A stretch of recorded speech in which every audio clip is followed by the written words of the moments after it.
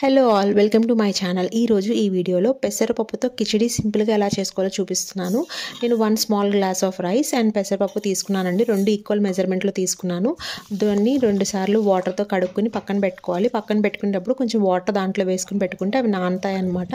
So ఈ లోపు నేను పొయ్యి వెలిగించుకొని నేను కుక్కర్లో చేసుకుంటున్నాను కాబట్టి డైరెక్ట్గా కుక్కర్ అనేది పొయ్యి మీద పెడుతున్నానండి.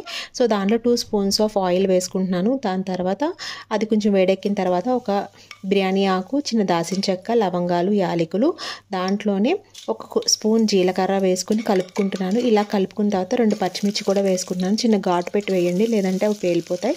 సో దాంట్లో నేను ఒక మీడియం సైజ్ ఉల్లిపాయ కోసుకుని దాన్ని సన్నగా తురుముకున్నాను.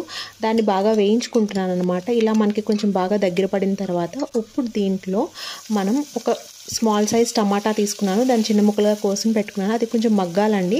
మగ్గిన తర్వాత అప్పుడు 1 స్పూన్ ఆఫ్ అల్లం వెల్లుల్లి పేస్ట్ ఫ్రెష్గా వేసుకుంటే చాలా బాగుంటుంది. ఇప్పుడు